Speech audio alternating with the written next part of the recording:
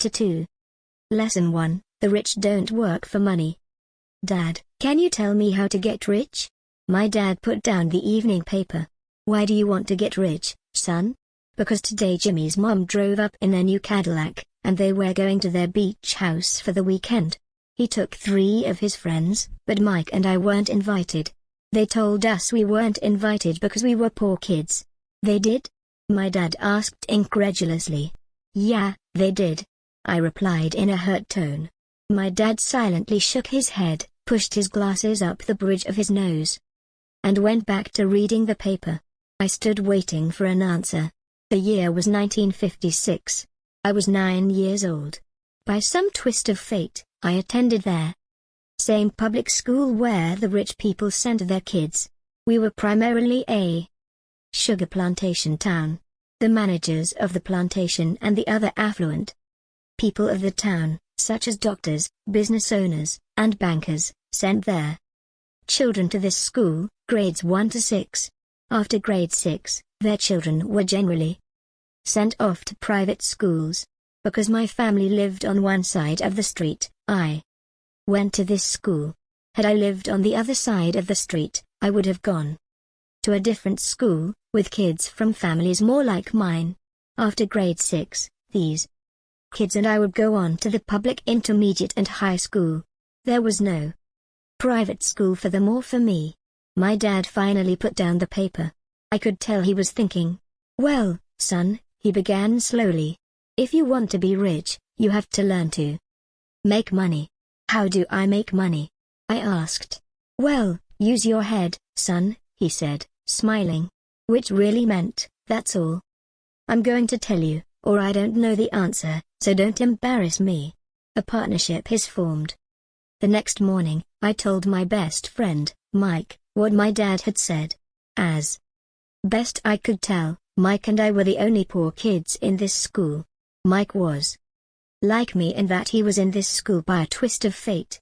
Someone had drawn a jog in the line for the school district, and we wound up in school with the rich kids. We weren't really poor, but we felt as if we were because all the other boys had new baseball gloves, new bicycles, new everything. Mum and Dad provided us with the basics, like food, shelter, clothes, but that was about it. My dad used to say, if you want something, work for it. We wanted things, but there was not much work available for 9-year-old boys. So what do we do to make money? Mike asked. I don't know, I said. But do you want to be my partner? He agreed, and so on that Saturday morning, Mike became my first business partner. We spent all morning coming up with ideas on how to make money. Occasionally we talked about all the cool guys at Jimmy's beach house having fun. It hurt a little, but that hurt was good, for it inspired us to keep thinking of a way to make money. Finally, that afternoon, a bolt of lightning came through our heads. It was an idea Mike had gotten from a science book he had read. Excitedly, we shook hands, and the partnership now had a business. For the next several weeks, Mike and I ran around our neighborhood, knocking on doors and asking our neighbors if they would save their toothpaste tubes for us. With puzzled looks, most adults consented with a smile. Some asked us what we were doing. To which we replied, we can't tell you. It's a business secret. My mom grew distressed as the weeks wore on. We had selected a site next to her washing machine as the place we would stockpile our raw materials. In a brown cardboard box that one time held catsup bottles, our little pile of used toothpaste tubes began to grow. Finally my mom put her foot down. The sight of her neighbors' messy, crumpled used toothpaste tubes had gotten to her. What are you boys doing?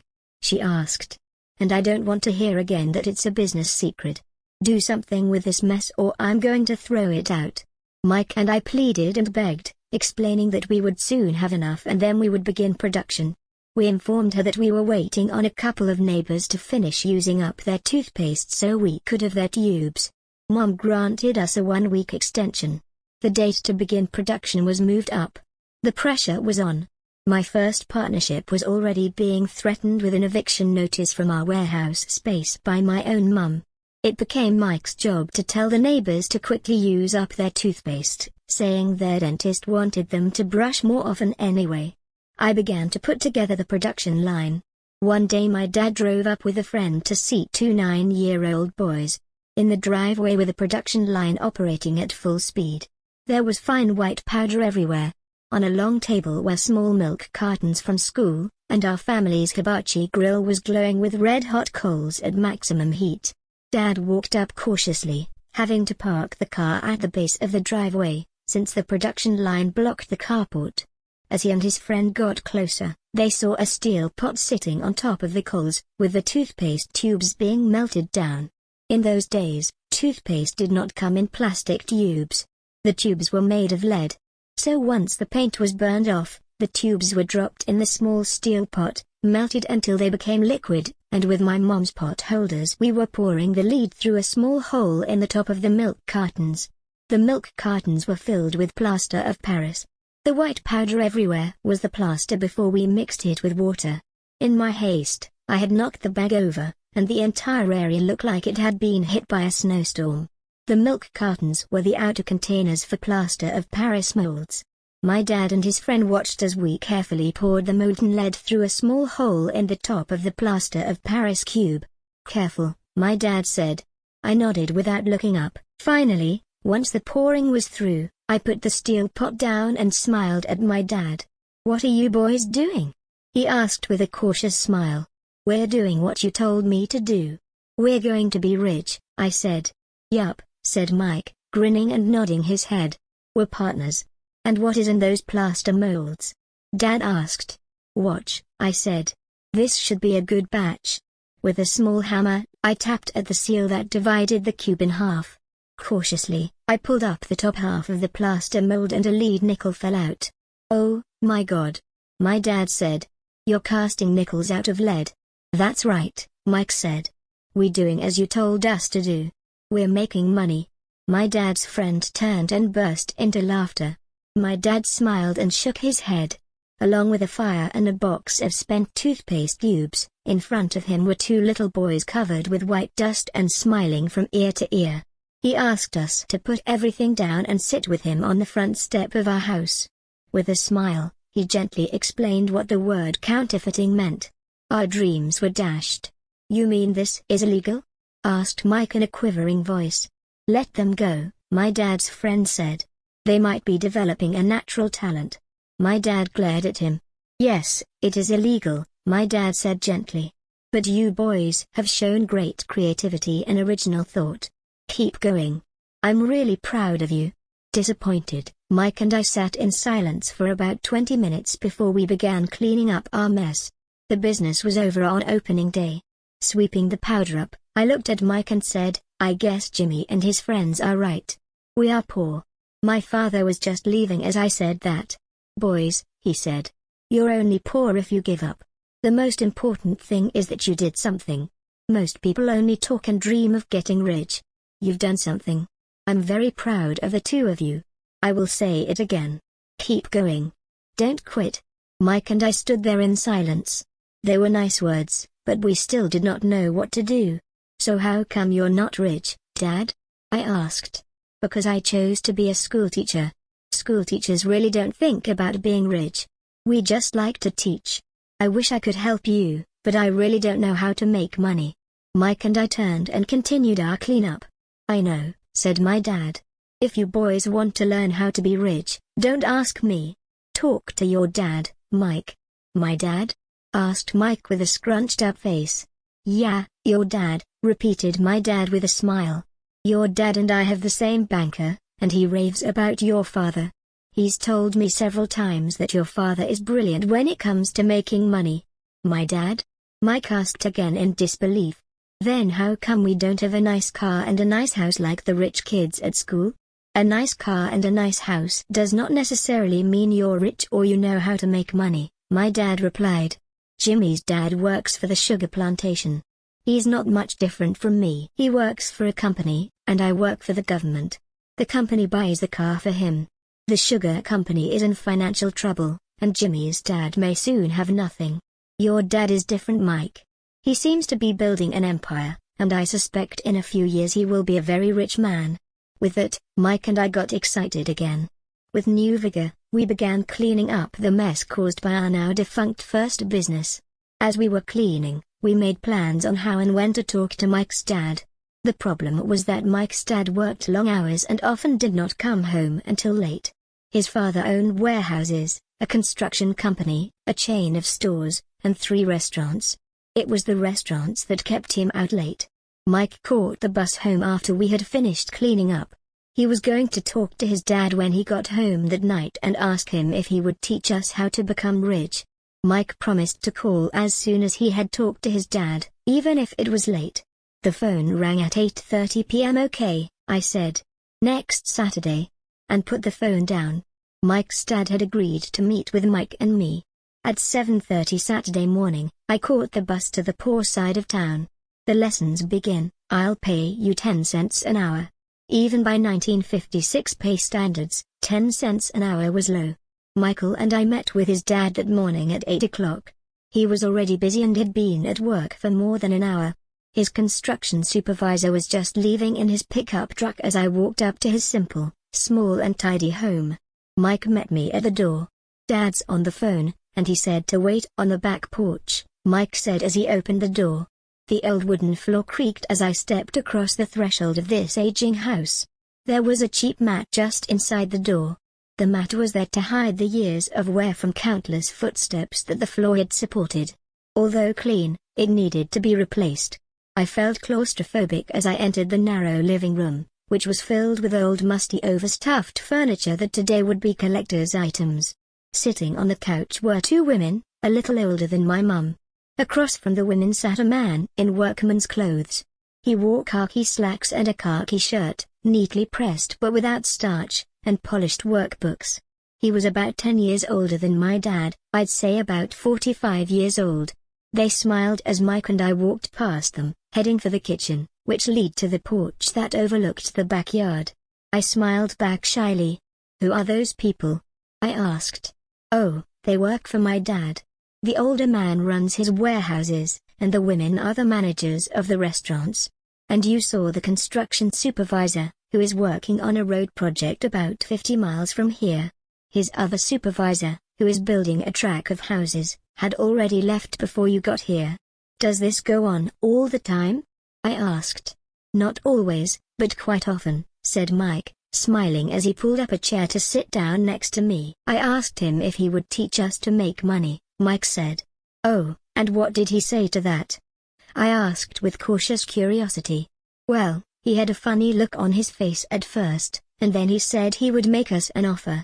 "Oh," I said, rocking my chair back against the wall. I sat there perched on 2 rear legs of the chair. Mike did the same thing. "Do you know what the offer is?" I asked. "No, but we'll soon find out." Suddenly, Mike's dad burst through the rickety screen door and onto the porch.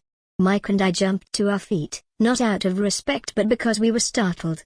"Ready, boys?" Mike's dad asked as he pulled up a chair to sit down with us. We nodded our heads as we pulled our chairs away from the wall to sit in front of him. He was a big man, about 6 feet tall and 200 pounds. My dad was taller, about the same weight, and 5 years older than Mike's dad. They sort of looked alike, though not of the same ethnic makeup. Maybe their energy was similar.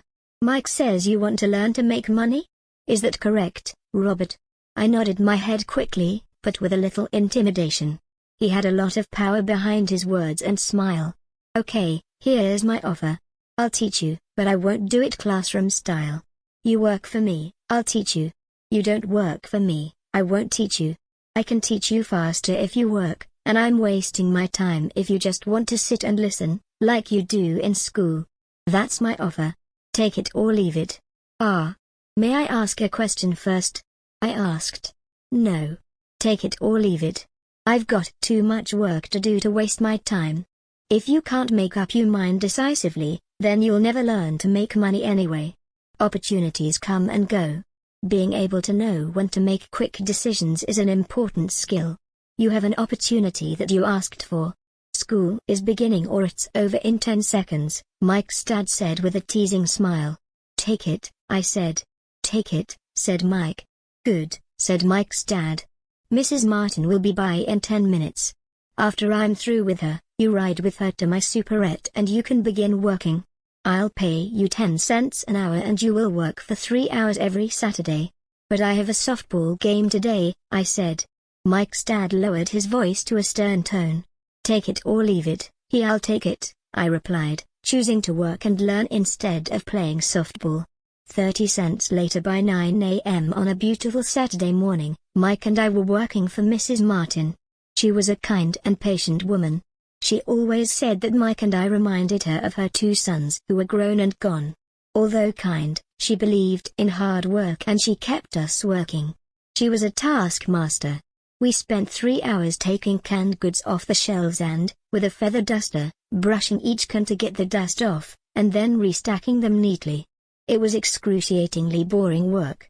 Mike's dad, whom I call my rich dad, owned 9 of these little superettes with large parking lots. They were the early version of the 7-Eleven convenience stores. Little neighborhood grocery stores where people bought items such as milk, bread, butter and cigarettes. The problem was, this was Hawaii before air conditioning, and the stores could not close its doors because of the heat. On 2 sides of the store, the doors had to be wide open to the road and parking lot. Every time a car drove by or pulled into the parking lot, dust would swirl and settle in the store. Hence, we had a job for as long as there was no air conditioning. For 3 weeks, Mike and I reported to Mrs. Martin and worked our 3 hours. By noon, our work was over, and she dropped 3 little dimes in each of our hands. Now, even at the age of 9 in the mid-1950s, 30 cents was not too exciting. Comic books cost 10 cents back then, so I usually spent my money on comic books and went home. By Wednesday of the 4th week, I was ready to quit. I had agreed to work only because I wanted to learn to make money from Mike's dad, and now I was a slave for 10 cents an hour. On top of that, I had not seen Mike's dad since that first Saturday. I'm quitting, I told Mike at lunchtime. The school lunch was miserable. School was boring, and now I did not even have my Saturdays to look forward to. But it was the 30 cents that really got to me. This time Mike smiled. What are you laughing at? I asked with anger and frustration. Dad said this would happen. He said to meet with him when you were ready to quit. What? I said indignantly. He's been waiting for me to get fed up? Sort of, Mike said. Dad's kind of different. He teaches differently from your dad. Your mum and dad lecture a lot. My dad is quiet and a man of few words. You just wait till this Saturday. I'll tell him. You're ready. You mean I've been set up? No, not really, but maybe. Dad will explain on Saturday. Waiting in line on Saturday, I was ready to face him and I was prepared. Even my real dad was angry with him. My real dad, the one I call the poor one, thought that my rich dad was violating child labor laws and should be investigated. My educated poor dad told me to demand what I deserve. At least 25 cents an hour. My poor dad told me that if I did not get a raise, I was to quit immediately. You don't need the damn job anyway, said my poor dad with indignity. At 8 o'clock Saturday morning, I was going through the same rickety door of Mike's house. Take a seat and wait in line, Mike's dad said as I entered. He turned and disappeared into his little office next to a bedroom. I looked around the room and did not see Mike anywhere. Feeling awkward, I cautiously sat down next to the same 2 women who were there 4 weeks earlier. They smiled and slid across the couch to make room for me. 45 minutes went by, and I was steaming. The 2 women had met with him and left 30 minutes earlier. An older gentleman was in there for 20 minutes and was also gone. The house was empty, and I sat out in his musty dark living room on a beautiful sunny Hawaiian day, waiting to talk to a cheapskate who exploited children. I could hear him rustling around the office, talking on the phone, and ignoring me. I was now ready to walk out, but for some reason I stayed. Finally, 15 minutes later, at exactly 9 o'clock, Rich Dad walked out of his office, said nothing, and signaled with his hand for me to enter his dingy office. I understand you want a raise or you're going to quit, Rich Dad said as he swiveled in his office chair. Well, you're not keeping your end of the bargain, I blurted out nearly in tears. It was really frightening for a 9-year-old boy to confront a grown-up. You said that you would teach me if I worked for you. Well, I've worked for you. I've worked hard. I've given up my baseball games to work for you. And you don't keep your word. You haven't taught me anything.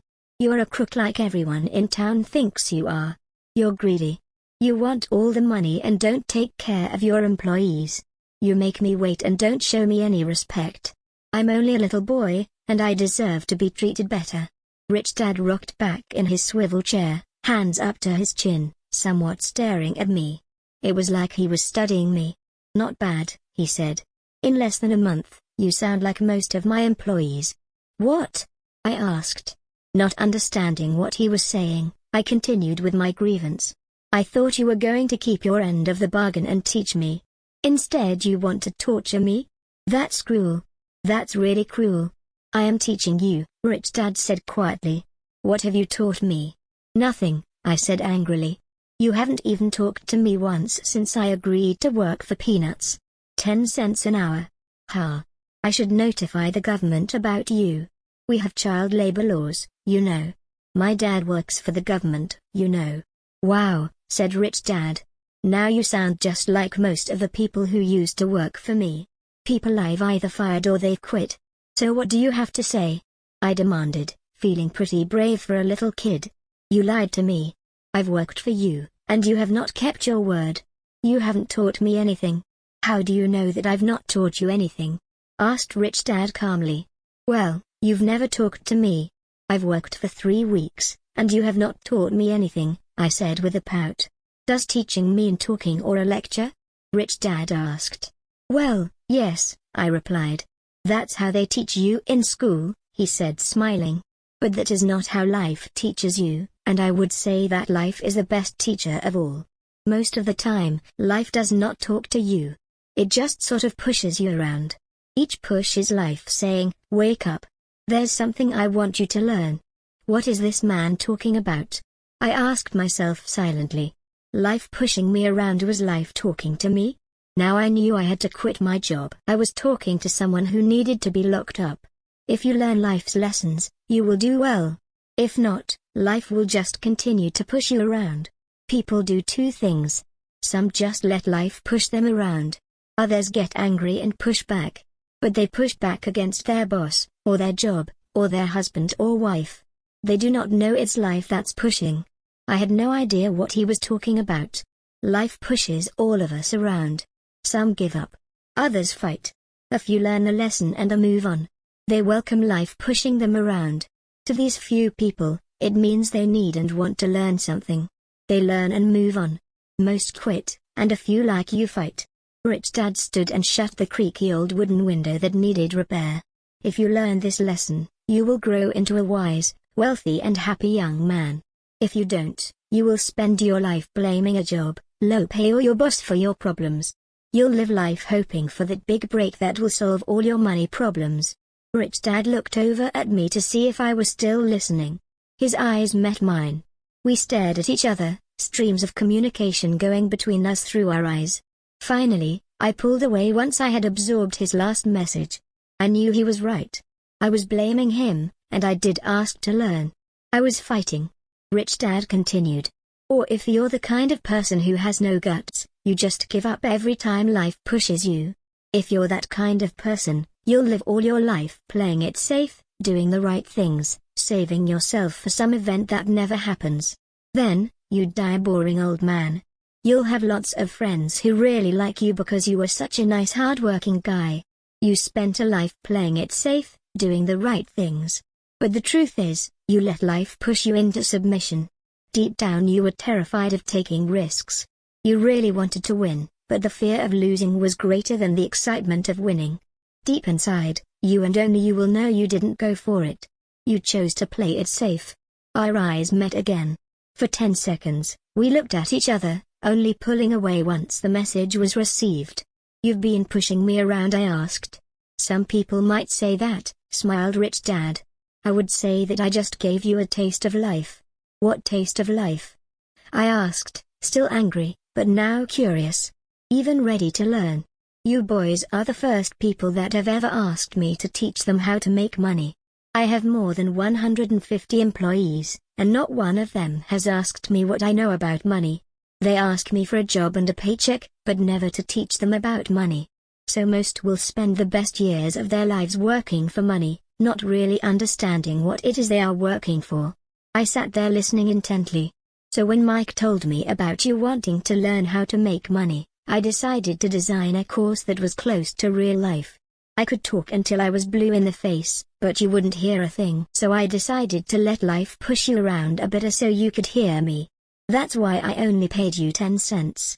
So what is the lesson I learned from working for only 10 cents an hour? I asked. That you're cheap and exploit your workers? Rich Dad rocked back and laughed heartily.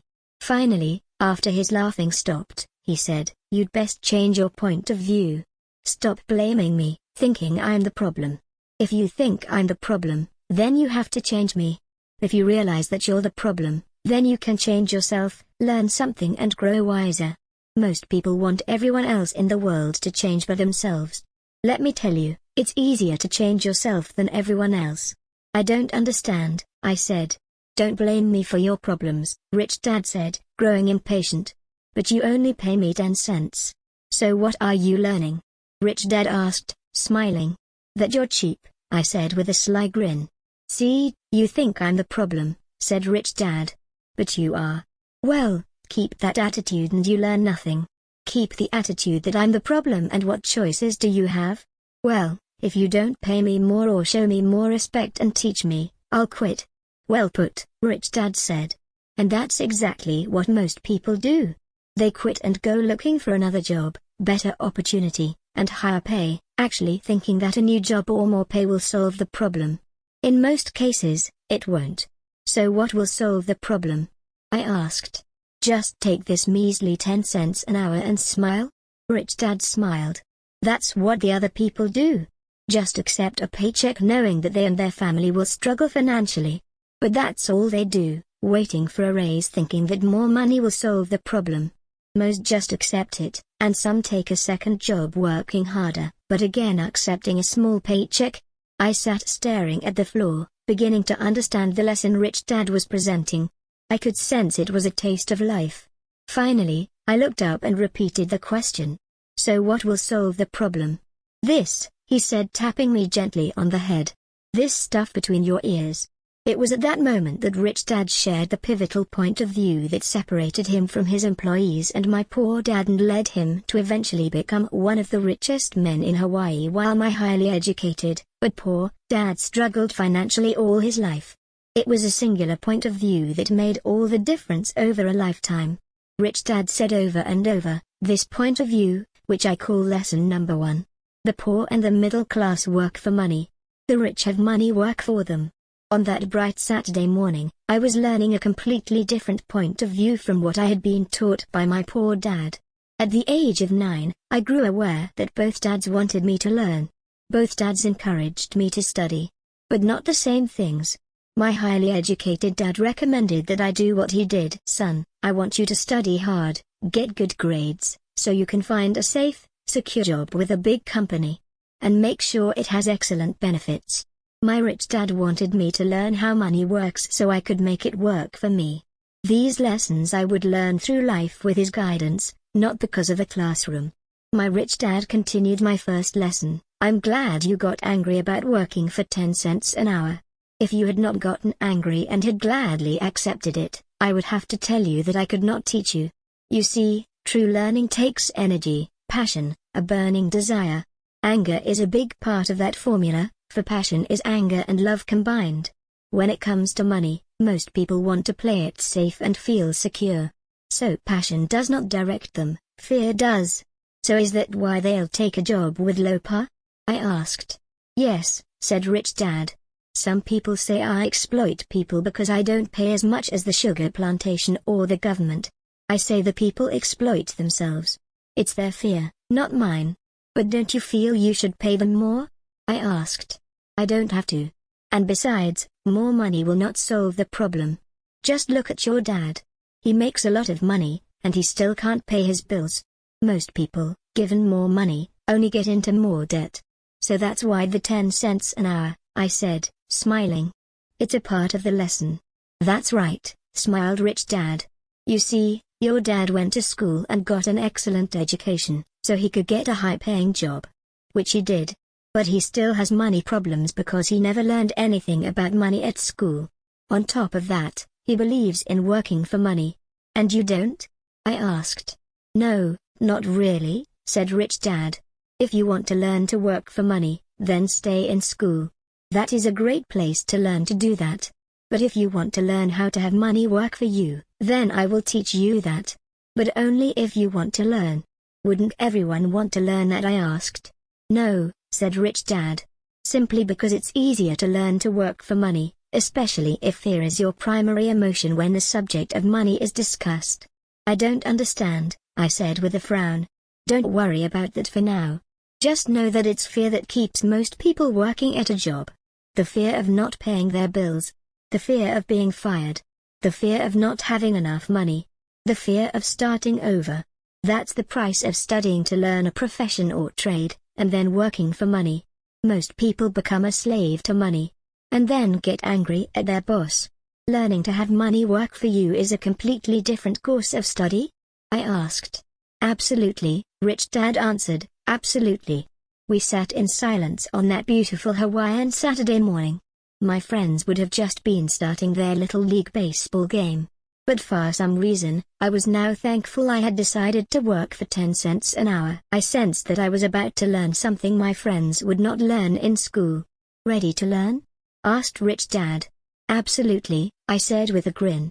I have kept my promise. I've been teaching you from afar, my Rich Dad said. At 9 years old, you've gotten a taste of what it feels like to work for money. Just multiply your last month by 50 years and you will have an idea of what most people spend their life doing. I don't understand, I said. How did you feel waiting in line to see me? Once to get hired and once to ask for more money? Terrible, I said. If you choose to work for money, that is what life is like for many people, said Rich Dad. And how did you feel when Mrs. Martin dropped 3 dimes in your hand for 3 hours work? I felt like it wasn't enough. It seemed like nothing. I was disappointed, I said. And that is how most employees feel when they look at their paychecks. Especially after all the tax and other deductions are taken out. At least you got 100%. You mean most workers don't get paid everything? I asked with amazement. Heavens no, said Rich Dad. The government always takes its share first. How do they do that? I asked.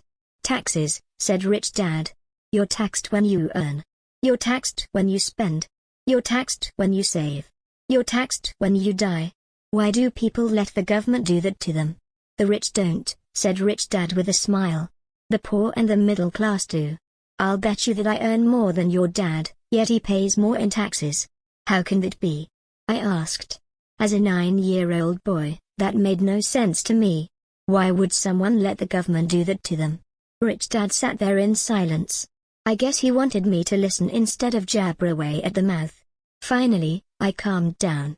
I did not like what I had heard.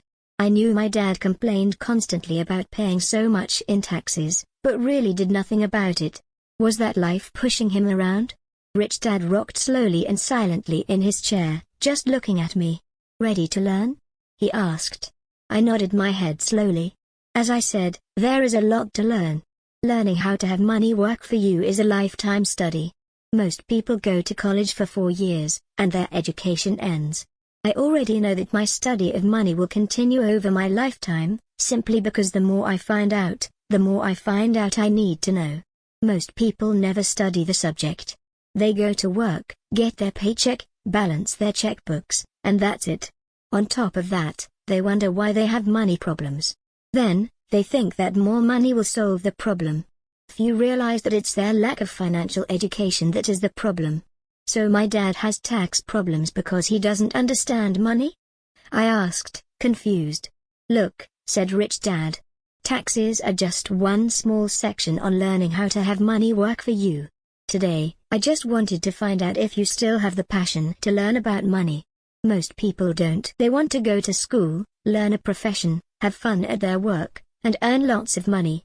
One day they wake up with big money problems, and then they can't stop working. That's the price of only knowing how to work for money instead of studying how to have money work for you. So do you still have the passion to learn? Asked Rich Dad. I nodded my head. Good, said Rich Dad. Now get back to work. This time, I will pay you nothing." "What?" I asked in amazement. "You heard me. Nothing.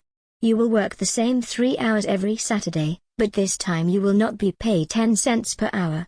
You said you wanted to learn to not work for money, so I'm not going to pay you anything." I couldn't believe what I was hearing. I've already had this conversation with Mike. He's already working, dusting and stacking canned goods for free. You'd better hurry and get back there. "That's not fair," I shouted. "You've got to pay something. You said you wanted to learn. If you don't learn this now, you'll grow up to be like the 2 women and the older man sitting in my living room, working for money and hoping I don't fire them. Or like your dad, earning lots of money only to be in debt up to his eyeballs, hoping more money will solve the problem. If that's what you want, I'll go back to our original deal of 10 cents an hour. Or you can do what most people grow up to do. Complain that there is not enough pay, quit and go looking for another job." "But what do?" I asked. Rich Dad tapped me on the head. "Use this," he said. "If you use it well, you will soon thank me for giving you an opportunity, and you will grow into a rich man." I stood there still not believing what a raw deal I had been handed. Here I came to ask for a raise, and now I was being told to keep working for nothing. Rich Dad tapped me on the head again and said, "Use this. Now get out of here and get back to work." Lesson #L, the rich don't work for money. I didn't tell my poor dad I wasn't being paid. He would not have understood, and I did not want to try to explain something that I did not yet understand myself. For 3 more weeks, Mike and I worked for 3 hours, every Saturday, for nothing. The work didn't bother me, and the routine got easier. It was the missed baseball games and not being able to afford to buy a few comic books that got to me.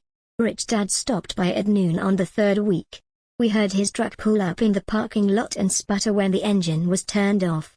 He entered the store and greeted Mrs. Martin with a hug.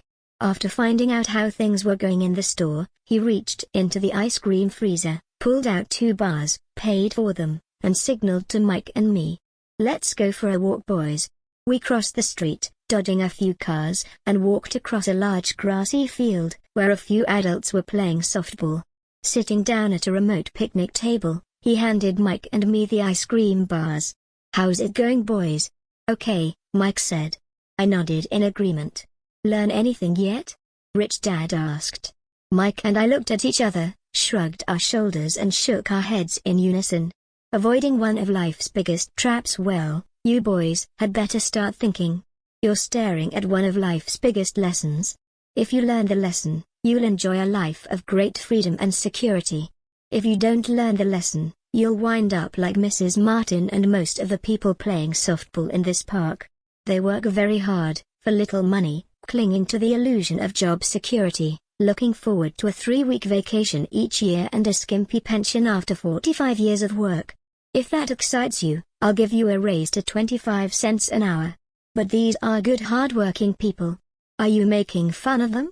I demanded. A smile came over Rich Dad's face. "Mrs. Martin is like a mother to me. I would never be that cruel. I may sound cruel because I'm doing my best to point something out to the 2 of you. I want to expand your point of view so you can see something. Something most people never have the benefit of seeing because their vision is too narrow. Most people never see the trap they are in." Mike and I sat there uncertain of his message. He sounded cruel, yet we could sense he was desperately wanting us to know something. With a smile, Rich Dad said, "Doesn't the 25 cents an hour sound good? Doesn't it make your heart beat a little faster?" I shook my head no, but it really did. 25 cents an hour would be big bucks to me. "Okay, I'll pay you $1 an hour," Rich Dad said, with a sly grin. Now my heart was beginning to race. My brain was screaming, "And take it. Take it." I could not believe what I was hearing. Still, I said nothing. "Okay, $2 an hour." My little 9-year-old brain and heart nearly exploded.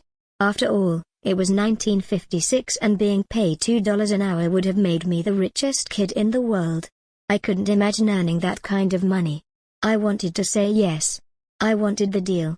I could see a new bicycle, new baseball glove, and adoration of my friends when I flashed some cash. On top of that, Jimmy and his rich friends could never call me poor again. but somehow my mouth stayed silent. Maybe my brain had overheated and blown a fuse. But deep down, I badly wanted that $2 an hour.